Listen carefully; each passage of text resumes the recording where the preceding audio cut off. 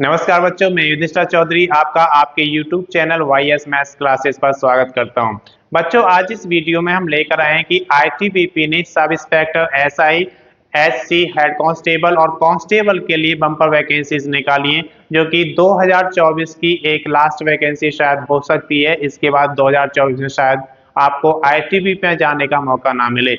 तो ये वैकेंसी का नोटिफिकेशन जारी हो चुका है। आप इसकी ऑफिशियल वेबसाइट पर इसकी सारी डिटेल्स देख सकते हैं, लेकिन जो महत्वपूर्ण डिटेल्स हैं वो सारी हम यहाँ पर लेकर आए हैं। अगर अभी तक आपने चैनल को सब्सक्राइब नहीं किया, सब्सक्राइब करें, वीडियो को लाइक करें और ज़्यादा से ज़्यादा शेयर करें, ताकि ये उन सभी ज़रूरतमंद बच्चों के पास पहुंचे जिन्हें ITBP में जाने के इच्छुक होते हैं। तो यहाँ पर बात करते हैं सबसे पहले हम प्रारंभ तिथि की। तो जो एप्लीकेशन है वो आपके शुरू हो चुके हैं, 15/11/2024 से एप्लीकेशन आपके शुरू हो चुके हैं। और अगर लास्ट डेट की हम बात करते हैं तो ये 14/12/2024 से इसकी लास्ट डेट रहेगी। तो अंतिम तिथि है इसकी 14/12/2024, यानी कि 14 दिसंबर 2024 तक आप इसका एप्लीकेशन भर सकते हैं। इसके बाद आवेदन शुल्क की बात करें तो यहाँ पर SI के लिए आवेदन शुल्क अलग रखा गया है और हेड कांस्टेबल और कांस्टेबल के लिए जो आवेदन शुल्क है वो अलग रखा गया है।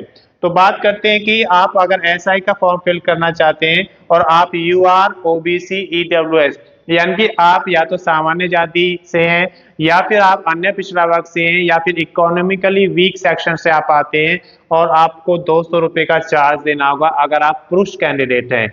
अगर आप SC ST और एक्स सर्विसमैन से आते हैं, यानी कि शेड्यूल कास्ट, या फिर आप ST यानी कि शेड्यूल ट्राइब्स या एक्स सर्विसमैन के कैंडिडेट हैं, तो आपको उसके लिए कोई भी आवेदन शुल्क नहीं देना होगा। और अगर आप महिला कैंडिडेट हैं तब भी आपको इसके लिए कोई आवेदन शुल्क नहीं देना है। इसके बाद बात करते हैं हम कि अगर आप हेड कांस्टेबल या कांस्टेबल का एप्लीकेशन फॉर्म फिल करना चाहते हैं तो उसके लिए चार्ज कम है। यहाँ पर 100 रुपये का चार्ज रखा गया है। अगर आप अनरिजर्व OBC या EWS, यानी कि आप सामान्य जाति, अदर बैकवर्ड कास्ट या फिर EWS इकोनॉमिकली वीक सेक्शन से आप आते हैं तो आपको 100 रुपये का चार्ज लगेगा। अगर आप SC ST या एक्स सर्विसमैन से आते हैं, आप शेड्यूल कास्ट से आते हैं, शेड्यूल ट्राइब से आते हैं, जनजातियों से आते हैं, या फिर आप एक्स सर्विसमैन हैं, तो आपको इसके लिए कोई आवेदन शुल्क नहीं देना होगा।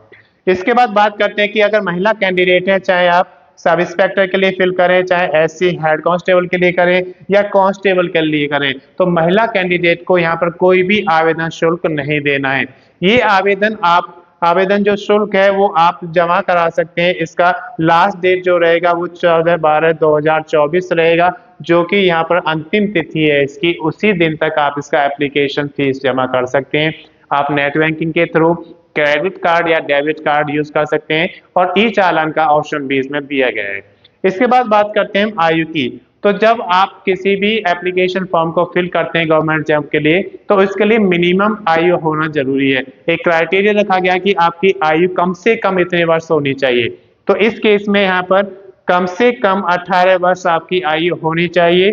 14/12/2024, यानी कि 14 दिसंबर 2024 को आपकी आयु कम से कम 18 वर्ष होनी चाहिए। और अधिकतम के लिए आप इसका नोटिफिकेशन देख सकते हैं, क्योंकि SI हेड कांस्टेबल के लिए अधिकतम सीमा अलग अलग रखी गई है। और अगर आयु में छूट की बात करते हैं तो हर कैटेगरी में आयु की छूट अलग अलग होती है, तो वो छूट आपको ITBP नियम के अनुसार दी जाएगी। तो आप उसका नोटिफिकेशन ऑफिशियल वेबसाइट पर जाकर देख सकते हैं कि इसमें अधिकतम छूट किस कैटेगरी को कितनी मिल रही है। योग्यता की अगर बात करते हैं तो 10th 12th और स्नातक। आपको अगर 10th पास हैं या 12th पास हैं या फिर आपने ग्रेजुएशन किया है, तो उन सभी कैंडिडेट्स के लिए यहाँ पर मौका है। वो इसमें सिपाही, हेड कांस्टेबल या फिर SI के लिए फॉर्म फिल कर सकते हैं अपनी योग्यता के अनुसार। आप अगर 10th पास हैं या 12th पास हैं या ग्रेजुएशन पास हैं, तो इन सभी को यहाँ पर मौका दिया गया है। इसके बाद हम बात करते हैं कि आप 10th के साथ साथ ITI भी आपने किया है, तो आपको हेड कांस्टेबल बनने का भी यहाँ पे मौका दिया गया है। कुल पदों की संख्या 526 है। SI, हेड कांस्टेबल और कांस्टेबल सभी को मिलाकर जो पदों की संख्या दी गई है 526 है, जो कि ITBP में एक बहुत बड़ी है टेलीकम्युनिकेशन के लिए, क्योंकि इसमें सिर्फ टेलीकम्युनिकेशन की जॉब्स निकली हैं। एसआई के 92 पद हैं। अब एसआई की अगर बात करें तो ग्रेजुएशन होना जरूरी है, और ग्रेजुएशन में आपके पास पीसीएम होना जरूरी है, क्योंकि आप जब टेलीकम्युनिकेशन में जाते हैं तो ये टेक्निकल है, और टेक्निकल में आपका पीसीएम जरूरी होता है। हेड कांस्टेबल की अगर बात करें तो 383 पद है। सबसे ज्यादा जो पद इसमें निकाले गए वो हेड कांस्टेबल के लिए निकाले गए, तो इसमें जो फाइटिंग है वो सबसे ज्यादा होगा। तो इसमें क्या होना चाहिए, आपके पास या तो 12th में पीसीएम आपके पास होना चाहिए, फिजिक्स केमिस्ट्री मैथ, या फिर 10th के साथ आपने आईटीआई भी किया है स्ट्रीम में, तो उसके अकॉर्डिंग भी आप इसको हेड कांस्टेबल का फॉर्म फिल करने के लिए एलिजिबल होते हैं। इसके बाद बात करते हैं कांस्टेबल। कांस्टेबल के 51 पद, जो सबसे कम पद इसमें आए हैं वो कांस्टेबल के आए हैं, और कांस्टेबल में सिर्फ जो आपका शैक्षिक योग्यता रखी गई है वो 10th पास रखी गई है। अगर आपने किसी भी रिकॉग्नाइज यूनिवर्सिटी या फिर बोर्ड से आपने 10th पास किया हुआ है तो आप इसका फॉर्म फिल लेके करने के लिए तैयार हो जाइए, और आप इसका फॉर्म फिल कर सकते हैं। इसके बाद बात करते हैं पीएसटी की। पीएसटी फिजिकल स्टैंडर्ड टेस्ट, हर भर्ती के लिए एक फिजिकल स्टैंडर्ड रखा जाता है कि आपकी हाइट इतनी होनी चाहिए, आपका सीना इतना चौड़ा होना चाहिए, आपका वेट इतना होना चाहिए फीमेल के लिए। तो वो सारी कैटेगरीज आप यहाँ पर देख सकते हैं। तो मेल कैंडिडेट की हम बात कर रहे हैं, यहाँ पर ऊंचाई 170 सेंटीमीटर होनी चाहिए। अगर आप गढ़वाली या कुमायूं क्षेत्र से आते हैं तो 165 सेंटीमीटर हाइट यहाँ पर रखा गया है। और इसके अलावा भी आपका जो असम साइड से कुछ कैंडिडेट्स के लिए 162.5 सेंटीमीटर भी यहाँ पे रखा गया है, तो वो इसके नोटिफिकेशन में आप देख सकते हैं। सीना की अगर बात करें तो जो ऊंचाई 170 सेंटीमीटर वाले कैंडिडेट हैं उनके लिए 80 से 85 का मतलब क्या होता है कि 80 जो होता है आपका चेस्ट वो बिना फुलाए होता है, और 85 फुलाने के बाद होना चाहिए। इसी तरीके से जो कैंडिडेट्स कुमायूं, गढ़वाली या पहाड़ी क्षेत्र से आते हैं उनकी 78 से 83 रखा गया है, यानी कि 78 सेंटीमीटर आप उनका बिना फुलाए होना चाहिए, और फुलाने के बाद 83 हो जाना चाहिए। तो आप यहाँ पर देख सकते हैं कि मिनिमम 5 सेंटीमीटर का फुलाव आपकी छाती में होना चाहिए। अगर सीना 5 सेंटीमीटर फुलाव नहीं दे पा रहा है तो आप उसमें आगे नहीं बढ़ सकते, आपका मिनिमम 5 सेंटीमीटर का फुलाव होना चाहिए। दौड़ की बात करते हैं, पीटी फिजिकल एलिजिबिलिटी टेस्ट। तो इसमें दौड़ देखिए 1.6 किलोमीटर रखा गया है, 7.5 मिनट में आपको पार करना है। ये पुरुषों के लिए रखा गया है, हेड कांस्टेबल और कांस्टेबल और एसआई तीनों में ही आपको ये 1600 मीटर की जो दौड़ है वो 7.5 मिनट में पूरी करनी है। अगर आप फीमेल कैंडिडेट्स हैं तो फीमेल के लिए 800 मीटर रखा गया है, और उसका जो टाइमिंग है वो 4 मिनट 45 सेकंड का है। लॉन्ग जंप जो कि 11 फीट, अगर आप मेल कैंडिडेट हैं तो 3 अटेम्प्ट में आपको 11 फीट लॉन्ग जंप पूरा करना है, और अगर आप महिला कैंडिडेट हैं तो 9 फीट आपको 3 अटेम्प्ट आपको मिलेंगे, उसमें 9 फीट लॉन्ग जंप यानी कि आपको लंबी कूद पूरी करनी होती है। अगर आप पहले अटेम्प्ट में कर लेंगे तो आपको दूसरा और तीसरा अटेम्प्ट लेने की जरूरत नहीं है, और अगर आप पहला या दूसरा नहीं कर पाते तो तीसरे अटेम्प्ट में हर हाल में आपको 11 फीट और 9 फीट महिलाओं के लिए पूरा करना है, नहीं तो आप इससे बाहर हो जाएंगे।